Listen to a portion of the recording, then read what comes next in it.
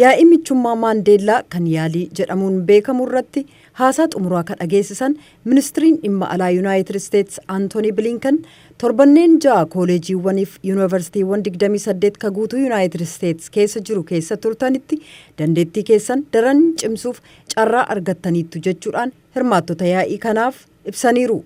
Akkasumas Profeesaroota waliin barachaa turtan naannoo isin keessummeesse keessatti tola ooltummaa hojjechaa turtan aangawoota filataman waliin wal arguus haa ta'u barattoota biroo wajjin wal quunnamuu yookaan abbootii qabeenya daldalaa naannoo sanaa wajjin haasa'uu yoo ta'e muuxannoo argattaniittu jedhan. Gochaalee sana hunda keessatti hirmaannaa taasiftan sana mara hojii keessan ka biyya ofii dabalatee yaada ciccimaa wal jijjiiruudhaan barumsa argattaniittu jedheen amanaa jedhan Bilinkan. Jireenya ofii keessanii aadaa keessaniif waa'ee biyya keessanii yaada wal jijjiiruudhaan hiriyummaa haaraa uummattaniittu jedhaniiru.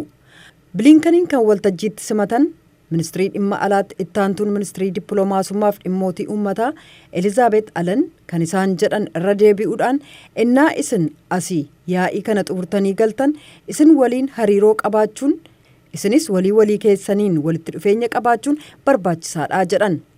Tarii sagantaa kana keessaa wanti humna guddaa qabu walitti dhufeenya ijaarrachuuf carraan jiraachuu isaatii ka jedhan ministirichi Bilinkan kanaafuu kun dhuguma imala keenya waliin taasifnu isa jalqabaa qofaa akka ta'e abdiin qaba jedhaniiru. Biyyoonni keenya Ameerikaaf michoonni keenya Afrikaa keessatti qormaata har'a nu mudachuu maluuf qabatamaan uummata keenyaaf bu'aa argamsiisuu ka dandeenyu yoo akka michuu wal qixaatti wal tumsineef tumsisuun itti fufee jedhan. That idea is really at the heart of our approach towards sub-Saharan Africa. The approach is focused on kun dhugumatti giddugaleessa sagantaa ijoo nuti biyyoota Afrikaa uffee Saharaa gadiif qabnuuti. Malli kun Afrikaa waliin maal gochuu akka dandeenyu irratti kan fuuleffate malee Afrikaaf maal goona ka jedhu miti. Hardittiin sabdaneessummaa ajaa'ibsiisaaf dhiibbaa qabaachuu ishee calaqqisa. Akkasumas ga'ee guddaa dargaggoonni Afrikaa keessumaa ardii keenya dhaloota gareedhaaf mijaa akka ta'u godhaniif beekannaa kenna. Lakkoofsi jiru martinuun keessan sirriitti beektu. Lammiiwwan biyya koollee akkasuma beekuun barbaachisaadha. Uummanni Afrikaa dhibbarraa harka 60 ol umriin isaanii waggaa 25 gadi. Bara 2030tti waggoota gabaabaa muraasa keessatti namoota ardii keenyarra jiran 5 keessaa 2 dargaggootaaf lammiiwwan Afrikaa ta'uuf jiru jedhan. Looking around this room today, I can tell, I know that because of that fact and because of all of you, that future. Kanaaf har'a kutaa kana keessa naan ilaalu waa dubbachuu nan danda'a. Dhugaan jiru sababaa hunduma keessanii egereen keenya baay'ee ifaani ta'a. Dargaggoota Afrikaa hoogganoota akka keessanii waliin arras waggoota dhufus waliin hojjechuudhaaf cicha qabna. Kanaaf waliin taanee addunyaan haga tokko tasgabbii qabu, haga tokko cimaa ta'ee fi haga tokko kan ammaarra mara keenyaaf badhaadhaa ta'e ijaaruudhaaf carraa arganna.